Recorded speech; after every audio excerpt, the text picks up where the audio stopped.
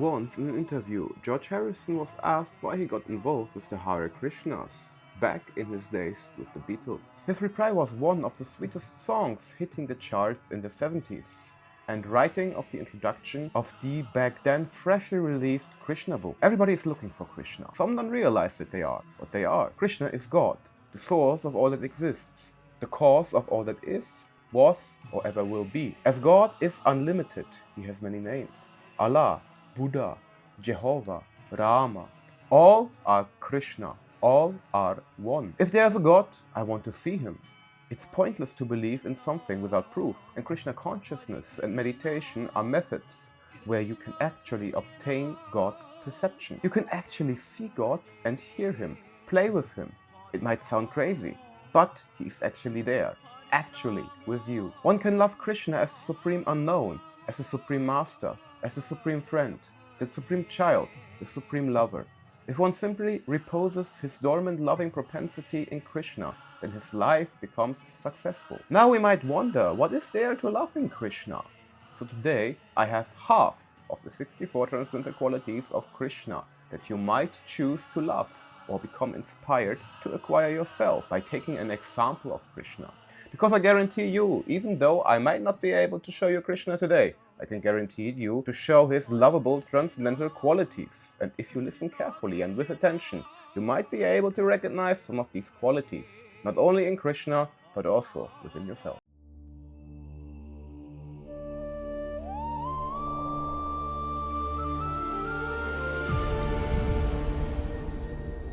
Without receiving the darshan of the Lord, one is not able to properly understand the Lord's bodily beauty. The Lord of creation is also in the possession of the most beautiful body, in which he enjoys in transcendental pleasure pastimes. Śrīla Rūpa Gosvāmī explains that in order to conceive a meditation on the beautiful body of the Lord, one might accept these analogies of the beautiful aspects of Śrī Kṛṣṇa's bodily limbs. Any material object cannot compare to Govinda's unlimited beauty. But the sages who received vision of the Lord's beautiful body all recognize the same auspicious features on the Lord's divine form. In this connection, the wise Brahmana Gargamuni states to Nanda Maharaj, "My dear king of the cowherds, I can find 32 auspicious symptoms on the body of your son. I am wondering how this boy could have taken his birth in a family of cowherd men." This boy has a reddish luster in 7 places. His eyes, the ends of his hands, the ends of his legs, his palate, his lips, his tongue, and his nails. A reddish luster in these 7 places is considered to be auspicious. 3 parts of his body are very broad: his waist, forehead, and chest. 3 parts of his body are short: his neck, thighs, and genitals. 3 parts of his body are very deep: his voice, intelligence, and navel. There is highness in 5 parts of his body: his nose, arms, ears, forehead, and thighs. In 5 parts of his body there is fineness: his skin, the hairs on his head, and on the other parts of his body, his teeth and his fingertips. The aggregate of all these bodily features is manifest only in the bodies of great personalities. the faint lines on the palm are also considered to be auspicious bodily symptoms. In this connection, one old gopi informed King Nanda, "Your son possesses various wonderful fate lines on his palms. There are the signs of lotus flowers and wheels on his palms. And on his soles, there are the signs of a flag, a thunderbolt, a fish, a rod for controlling elephants, and a lotus flower. Please observe how auspicious these signs are." Speaking about observing, in the 3rd canto, 2nd chapter of Srimad Bhagavatam, there is a statement about this. The Supreme Personality of Godhead, in his pleasing dress, appeared at the scene of the sacrificial arena when King Yudhishthira was performing the Rajasuya sacrifice. All important personalities from different parts of the universe had been invited to the sacrificial arena, and all of them, upon beholding Krishna there, considered that the Creator had ended all of his craftsmanship in the creation of this particular body of Krishna. It is said that the transcendental body of Krishna resembles the lotus flower in 8 parts, namely his face, his 2 eyes, his 2 hands, his navel, and his 2 feet. The gopis and inhabitants of Vrindavan used to see the luster of the lotus flower everywhere, and they could hardly withdraw their eyes from such a vision. The effulgence pervading the universe is considered to be the rays of the Supreme Personality of Godhead. The supreme abode of Krishna is always throwing off the effulgence known as Brahma Jyoti, and that effulgence is emanating from his body. The luster of the hosts of jewels fixed on the chest of the Lord can defeat even the luster of the sun. And still, when compared with the bodily luster of the Lord, that crest of jewels appears to be only as bright as one of the stars in the sky. Therefore, the transcendental influence of Krishna is so great that it can defeat anyone. When Krishna was present in the sacrificial arena of his enemy King Kamsa, the wrestlers present, although appreciating the softness of the body of Śrī Kṛṣṇa, were afraid and perturbed when they thought of engaging with him in battle. A person who has extraordinary bodily strength is called Baliyan. When Krishna killed Aristasura, some of the gopis said, My dear friends, just see how Krishna has killed Aristasura. Although he was stronger than a mountain, Krishna plucked him up just like a piece of cotton and threw him away without any difficulty. There's another passage wherein it is said, O my dear devotees of Lord Krishna, may the left hand of Lord Krishna, which has lifted Govardhan hill like a ball, save you from all danger. Krishna is beautiful at all his different ages, namely his childhood, his boyhood, and his youth. Out of these three, his youth is the reservoir of all pleasures, and it is the time when the highest varieties of devotional service are acceptable. At that age, Krishna is full with all transcendental qualities and is engaged in his transcendental pastimes. Therefore, devotees have accepted the beginning of his youth as the most attractive feature in ecstatic love. At this age, Krishna is described as follows. The force of Krishna's youth was combined with his beautiful smile, which defeated even the beauty of the full moon.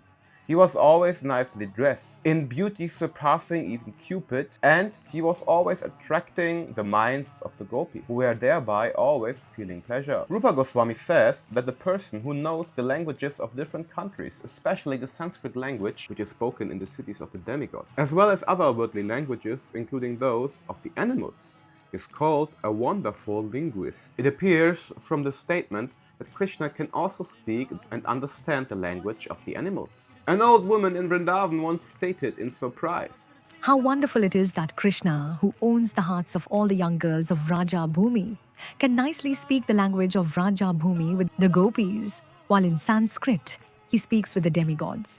And in the language of the animals, he can even speak with the cows and buffalo. Similarly, in the language of the Kashmir province, and with the parrots and other birds, as well as in most common languages, Krishna is so expressive. From this statement, we can see that God can easily accept our prayers in our mother tongue, or even just our feelings offered to him sincerely. He can understand also. As Paramatma, God is present and conscious of everything, and as we will later discover in quality 13 as a genius, Krishna can even create new languages. A person whose word of honor is never broken is called truthful. Krishna once promised Kunti, the mother of the Pandavas, that he would bring her 5 sons back from the battlefield of Kurukshetra. After the battle was finished, when all the Pandavas had come home, Kunti praised Krishna because his promise was so nicely fulfilled. She said, even the sunshine may one day become cool and the moonshine one day become hot, but still your promise will not fail. Similarly, when Krishna along with Bhima and Arjuna went to challenge Jarasandha, he plainly told Jarasandha that he was the eternal Krishna, present along with the 2 Pandavas. The story is that both Krishna and the Pandavas, in this case Bhima and Arjuna, were Kshatriyas. Jarasandha was also a Kshatriya and was very charitable toward the Brahmanas. Thus Krishna, who had planned to fight with Jarasandha, went to him with Bhima and Arjuna in the dress of Brahmana. Jarasandha, being very charitable toward the Brahmanas, asked them what they wanted, and they expressed their desire to fight with him. Then Krishna, dressed as a Brahmana, declared himself to be the same Krishna who was the king's eternal enemy. A person who speaks sweetly even with his enemy, just to pacify him, is called a pleasing talker. Krishna was such a pleasing talker that after defeating his enemy Kaliya in the water of the Yamuna, he said, My dear king of the snakes, although I have given you so much pain, please do not be dissatisfied with me. It is my duty to protect these cows, which are worshipped even by the demigod. Only in order to save them from the danger of your presence have I been obliged to banish you from this place. Kaliya was residing within the water of the Yamuna, and as a result, the back portion of that river had become poisoned. Thus, so many cows who had drunk the water had died. Therefore, Krishna, even though he was only 4 or 5 years old, dipped himself into the water, punished Kaliya very severely, and then asked him to leave the place and go elsewhere. A person who can speak meaningful words with all politeness and good qualities is called Vavaduka, or fluent. There's a nice statement in Srimad Bhagavatam regarding Krishna's speaking politely. When Krishna politely bade his father Nanda Maharaj to stop the ritualistic offering of sacrifice to the rain god Indra, a wife of one village cowherd man became captivated. She later thus described the speaking of Krishna to her friends. Krishna was speaking to his father so politely and gently that it was as if he were pouring nectar into the ears of all present there. After hearing such sweet words from Krishna, who will not be attracted to him? Krishna's speech, which contains all good qualities in the universe, is described in the following statement by Uddhava. The words of Krishna are so attractive that they can immediately change the heart of even his opponent. His words can immediately solve all of the questions and problems of the world. Although he does not speak very long, each and every word from his mouth contains volumes of meaning. These speeches of Krishna are very pleasing to my heart. When a person is highly educated and acts strictly on moral principles, he is called highly learned. A person conversant in different departments of knowledge is called educated. And because he acts on moral principles, he is called morally stout. Together these two factors constitute learning. Krishna, although the origin of all, plays sometimes the role of an ignorant child that requires education and good example. Krishna's receiving education from Sandipani Muni is described by Sri Narada Muni as follows. In the beginning, Lord Brahma and the others are like clouds of evaporated water from the great ocean of Krishna. In other words, Brahma first received the Vedic education from Krishna, as the clouds receive water from the ocean. That Vedic education or instruction which was spoken by Brahma to the world was then reposed upon the mountain of Sandipani Muni. Sandipani Muni's instructions to Krishna are like a reservoir of water on the mountain which flows as a river and goes again to mix with the source, the ocean of Krishna. To be more clear, the idea is that Krishna actually cannot be instructed by anyone, just as the ocean does not receive water from any source but itself. It only appears that the rivers are pouring water into the ocean. So it is clear that Brahma received his education from Krishna, and from Brahma via the disciplic succession. This Vedic instruction was distributed. Sandipani Muni is likened to the river which is flowing down again to that same original ocean of Krishna. The Siddhas, the inhabitants of Siddhaloka, were all born with fully developed mystic powers, and the Charanas, the inhabitants of a similar planet, pray to Krishna as follows. My Lord Govinda, the goddess of learning, is decorated with 14 kinds of educational ornaments. Her intelligence is all-pervading within the 4 departments of the Vedas. Her attention is always on the law books given by great sages like Manu, and she is apparelled in 6 kinds of expert knowledge, namely Vedic evidence, grammar, astrology, rhetoric, vocabulary, and logic. Her constant friends are the supplements of the Vedas, the Puranas. She is decorated with the final conclusion of all education. She has acquired an opportunity to sit with you as a class friend in school, and she is now engaged in your service. Regarding his moral principles, it is stated in Srimad Bhagavatam that Krishna is ruling over Vrindavan as death personified to the thieves, as pleasing bliss to the pious, as the most beautiful Cupid to the young girls, and as the most magnificent personality to the poor man. He is as refreshing as the full moon to his friends, and to his opponents he is the annihilating fire generated from Lord Shiva. Krishna is therefore the most perfect moralist in his reciprocal dealings with different kinds of persons. When he is death personified to the thieves, it is not that he is without moral principles or that he is cruel. He is still kind, because to punish thieves with death is to exhibit the highest quality of moral principles. In Bhagavad Gita also Krishna says that he deals with different kinds of persons according to their dealings with him. Krishna's dealings with devotees and with non-devotees, although different, are equally good, because Krishna is all good. His dealings with everyone are always good. One who sees the soul never kills or causes anyone to be killed. The soul simply transmigrates to another body. One who cannot accept this fact will never be able to appreciate the violence God exhibits in punishing the wicked. A man is called intelligent if he has a sharp memory and fine discretion. As far as Krishna's memory is concerned, it is said that when he was studying in the school of Sandipani Muni in Avantipur, he showed such a sharp memory that by once taking instructions from the teacher, he immediately became perfect in any subject. Actually, his going to the school of Sandipani Muni was to show the people of the world that however great or ingenious one may be, he must go to higher authorities for general education. However great one may be, he must accept a teacher or spiritual master. Krishna's fine discretion was exhibited when he was fighting with the untouchable king, who attacked the city of Mathura. According to Vedic rites, those who are untouchable are not to be touched by the Kshatriya kings, not even for killing. When the untouchable king seized the city of Mathura, Krishna did not think it wise to kill him directly with his own hand. Still, the king had to be killed, and therefore Krishna decided with fine discretion that he should flee from the battlefield, so that the untouchable king would chase him. He could then lead the king to the mountain where Muchukunda was lying asleep. Muchukunda had received a benediction from Kartikeya to the effect that when he awoke from his sleep, whomever he might see would at once be burned to ashes. Therefore Krishna thought it wise to lead the untouchable king to that cave, so that the king's presence would awaken Muchukunda, and he would at once be burned to ashes. A person is called a genius when he can refute any kind of opposing element with newer and newer arguments. In this connection there is a statement in Patyavali, which contains the following conversation between Krishna and Radha. One morning when Krishna came to Radha, Radha asked him, My dear Keshava, where is your Vasa at present? The Sanskrit word Vasa has three meanings.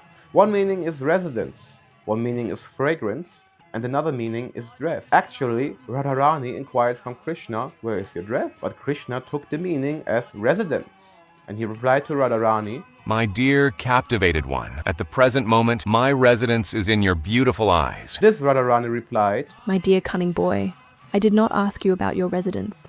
I inquired about your dress. Krishna then took the meaning of Vasa as fragrance, and said, My dear fortunate one, I have just assumed this fragrance in order to be associated with your body. Radharani again inquired from Krishna. Where did you pass your night? The exact Sanskrit word used in this connection was Yamin Yamushita. Yamin Yam means at night, and Ushitaha means pass. Krishna, however, divided the word Yamin Yamushitaha into two separate words, namely Yamin Ya and Mushitaha. By dividing this word into two, it came out to mean that he was kidnapped by Yamini, or night. Krishna therefore replied to Radharani, My dear Radharani, is it possible that night can kidnap me? This way, he was answering all the questions of Radharani so cunningly that he gladdened his dearest of gopis. One who can talk and dress himself very artistically is called Vidakta. His exemplary characteristic was visible in the personality of Śrī Kṛṣṇa. It is spoken of by Radharani as follows. My dear friend,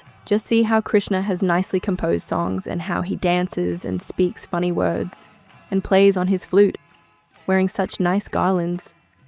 He has dressed himself in such an enchanting way, as though he had defeated all kinds of players at the chessboard. He lives wonderfully at the topmost height of artistic craftsmanship. A person who can perform various types of work at once is called clever. In this connection, one of the gopis said, My dear friends, just see the clever activities of Śrī Kṛṣṇa. He has composed nice songs about the cowherd boys and is pleasing the cows. By the movement of his eyes, he is pleasing the gopis. And at the same time, he is fighting with demons like Arishtasura. In this way, he is sitting with different living entities in different ways, and he is thoroughly enjoying the situation. Any person who can quickly execute a very difficult task is called expert. About the expertise of Krishna, there is a statement in the 10th canto, 59th chapter, verse 17 of Srimad Bhagavatam, wherein Shukadeva Goswami tells Maharaj Parikshit, O best of the Kurus, Śrī Kṛṣṇa cut to pieces all the different weapons used by different fighters.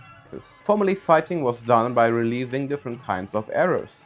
One party would release a certain arrow and the other party had to defeat it by counteracting it with another arrow. For example, one party might release an arrow that would cause water to pour from the sky, and to counteract this, the opposing party would have to release an arrow that could immediately turn the water into clouds. So from this statement, it appears that Krishna was very expert in counteracting the enemy's arrows. Similarly, at the Rasa dance, each and every gopi requested that Krishna individually become her partner, and Krishna immediately expanded himself into so many Krishnas in order to be coupled with each and every gopi. The result was that each gopi found Krishna by her side. Any person who is conscious of his friend's beneficent activities and never forgets his service is called grateful. In the Mahabharata, Krishna says, "When I was away from Draupadi, she cried with the words, 'Hey Govinda, this call for me has put me in her debt, and that indebtedness is gradually increasing in my heart.'"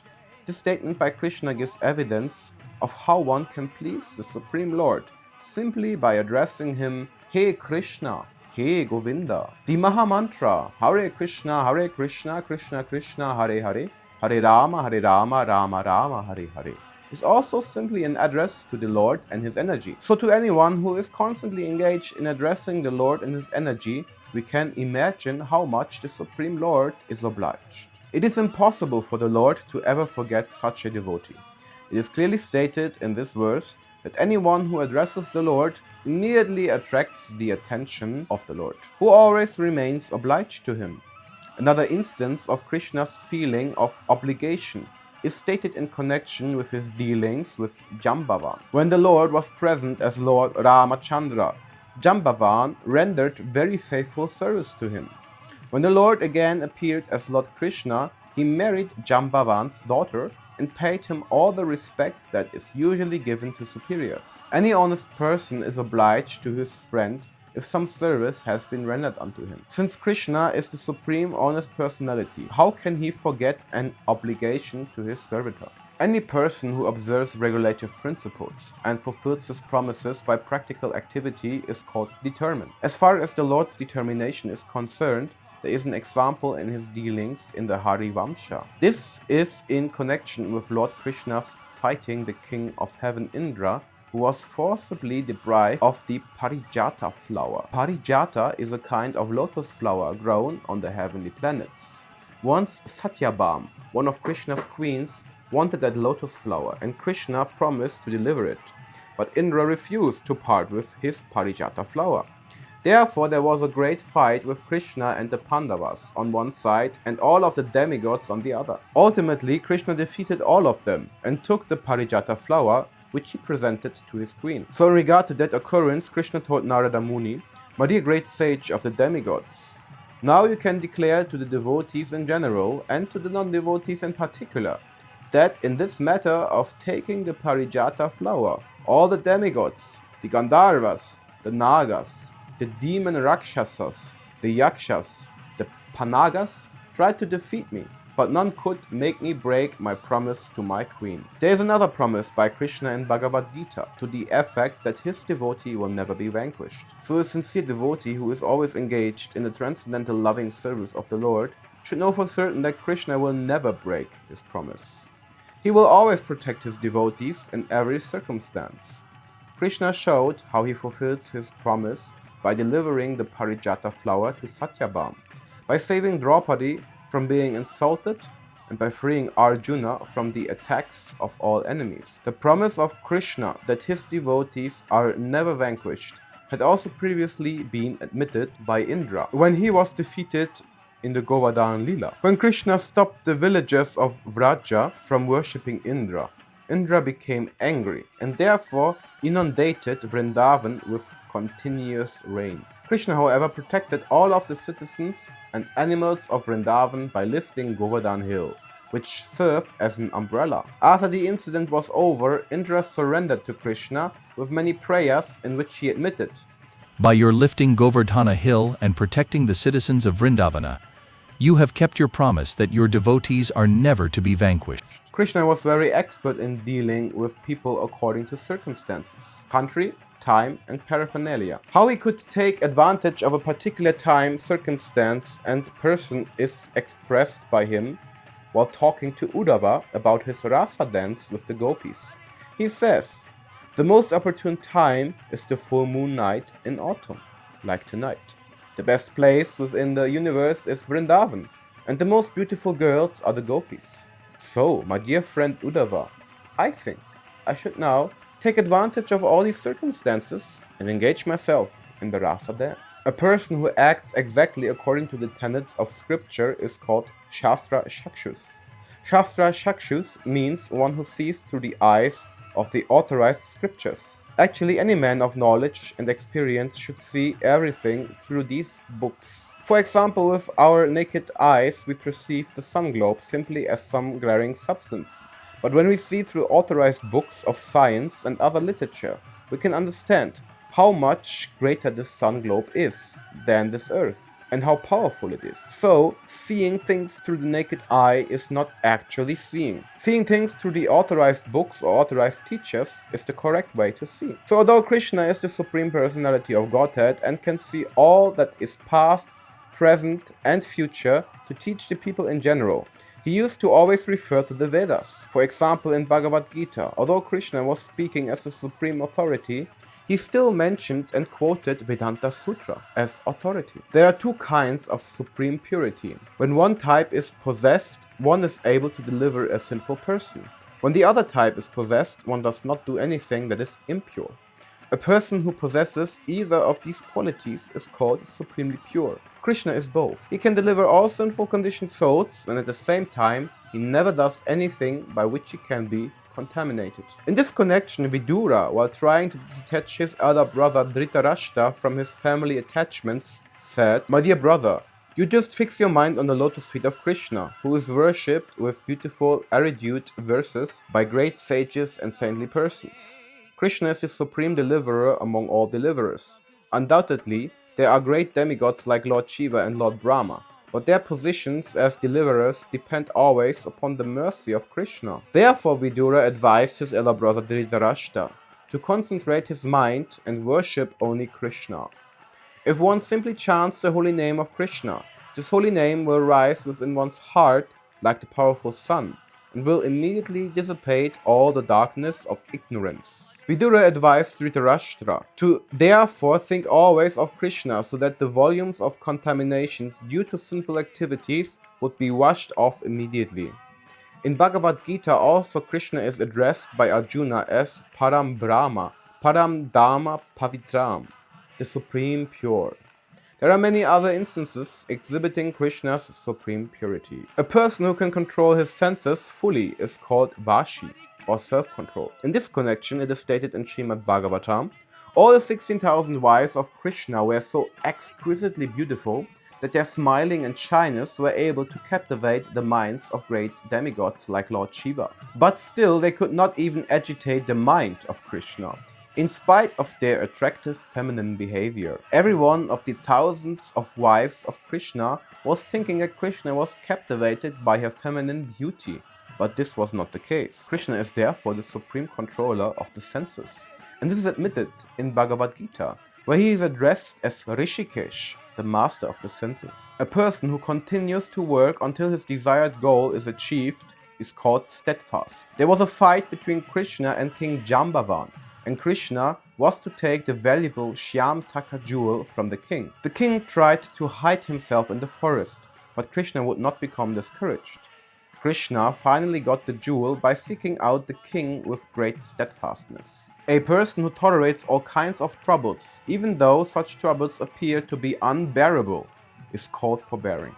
When Krishna was residing at the place of his spiritual master, he did not mind taking all troubles and rendering service to his guru. Although his body was very soft and delicate, it is the duty of the disciple to execute all services unto the spiritual master, despite all kinds of difficulties. The disciple living at the residence of the spiritual master has to go begging from door to door and bring everything back to the spiritual master. When prasad is being served, the spiritual master is supposed to call each and every disciple to come and eat. If by chance the spiritual master forgets to call a disciple to partake of prasad, it is enjoined in the scriptures that the student should fast on that day, rather than accept food on his own initiative. There are many such strictures. Sometimes also Krishna went to the forest to collect dry wood for fuel. A person who can tolerate all kinds of offenses from the opposite party is known to be forgiving. Lord Krishna's forgiving quality is described in the Shishupal Vada in connection with his forbidding the killing of Shishupal. King Shishupal was the monarch of the Chedi kingdom, and although he happened to be a cousin of Krishna, he was always envious of him. Whenever they would meet, Shishupal would try to insult Krishna and call him ill names as much as possible. In the arena of the Rajasuya sacrifice of Maharaj Yudhishthira, when Shishupal began to call Lord Krishna ill names, Krishna did not care and remained silent. Some of the people at the arena were prepared to kill Shishupal, but Krishna restricted them. He was so forgiving, it is said that when there is a thundering sound in the clouds, the mighty lion immediately replies with a thundering roar.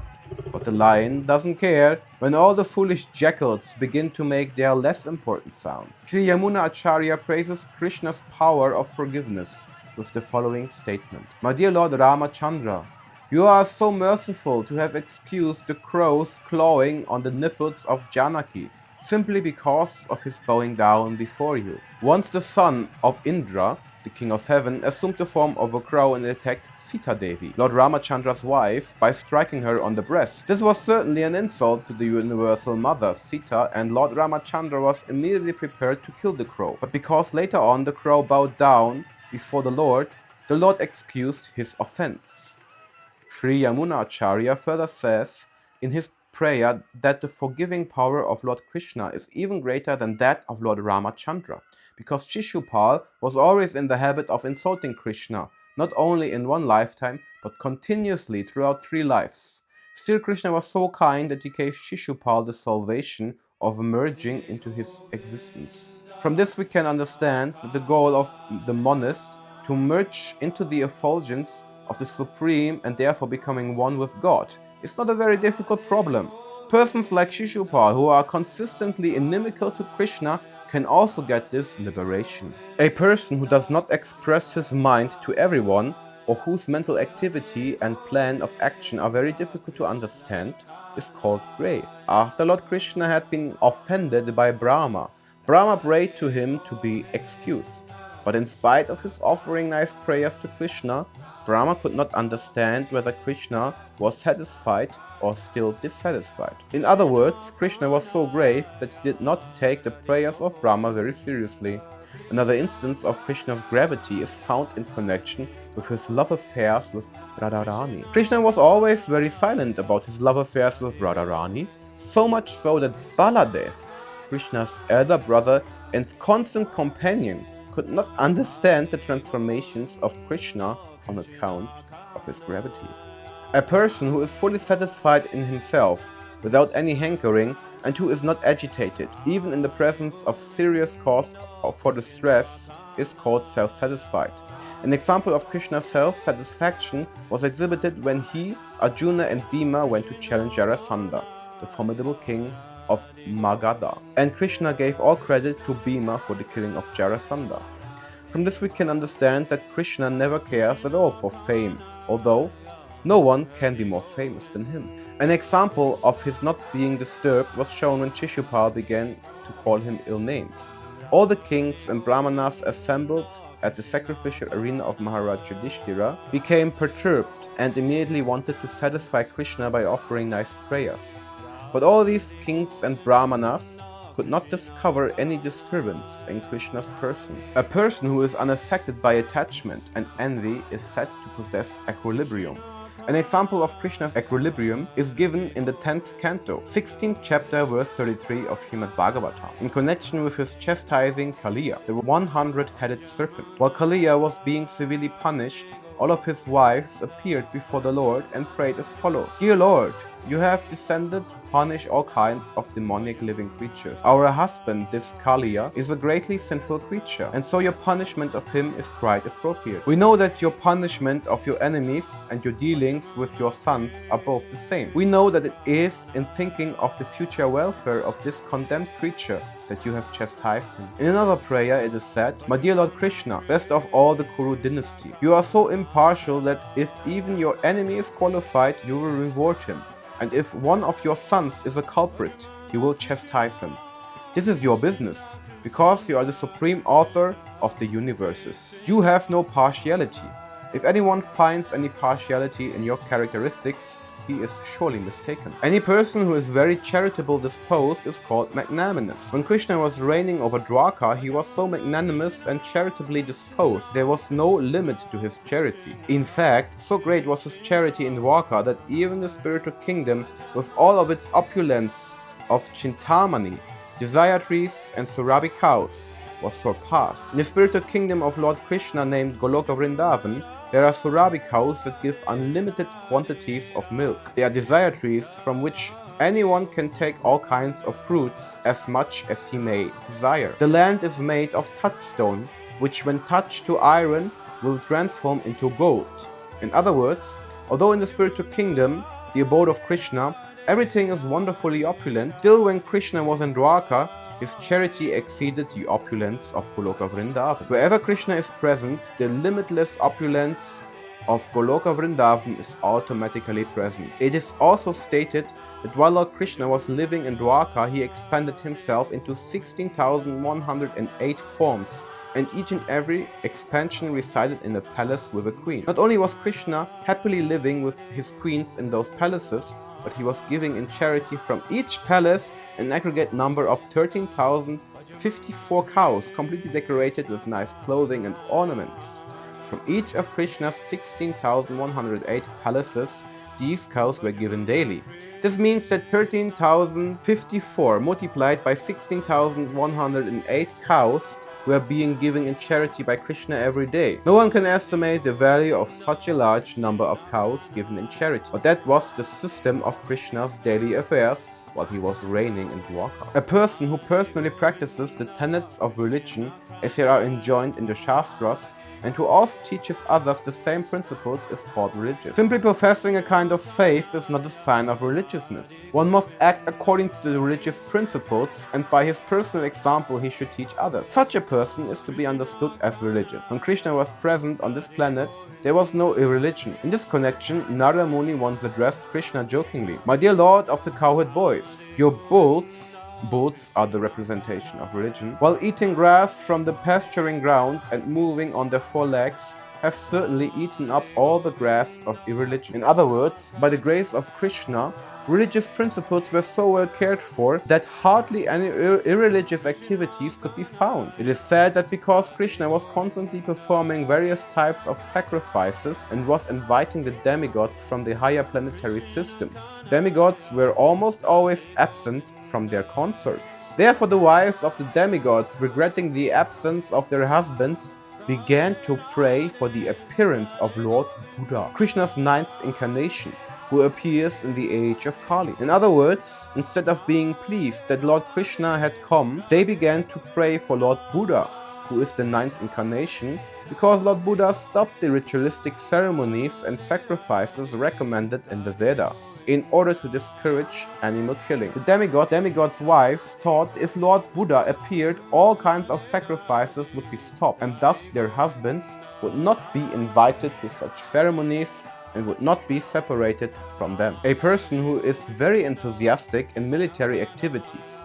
and expert in releasing different kinds of weapons is called heroic. Regarding Krishna's heroism in fighting, there is the following statement: "My dear killer of the enemy, just as the elephant while taking bath in the lake destroys all the lotus stems within the water by swinging its trunk, so simply by moving your arms, which are compared to the trunks of elephants, you have killed so many lotus-like enemies." Regarding Krishna's expertise in releasing weapons, when Jarasandha and 13 divisions of soldiers attacked Krishna's army, they were unable to hurt even one soldier on the side of Krishna. This was due to Krishna's expert military training.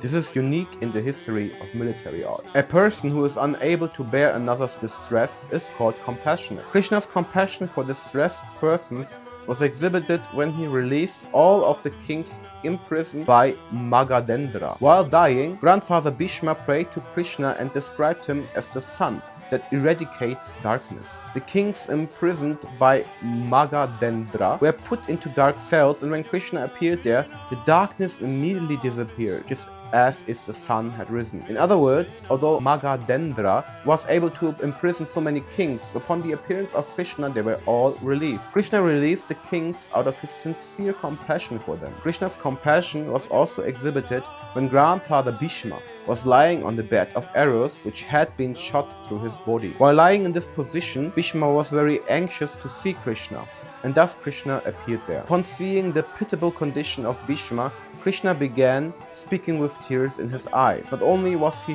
shedding tears, but he also forgot himself in compassion. Therefore, instead of offering obeisances to Krishna directly, devotees offer obeisances to his compassionate nature. Actually, because Krishna is the Supreme Personality of Godhead, it is very difficult to approach him. But the devotees, taking advantage of his compassionate nature, which is represented by Srimati Radharani, they always pray to Radharani for Krishna's compassion. In this way, we have discussed the first 32 qualities of the total of 64 qualities of Śrī Kṛṣṇa. Now please let me know, which of these qualities are your most favorite? Which one would you like to develop? And have you been able to witness these wonderful qualities in others? Please let me know down in the comments. Please watch part 2 for the full 64 qualities of Krishna.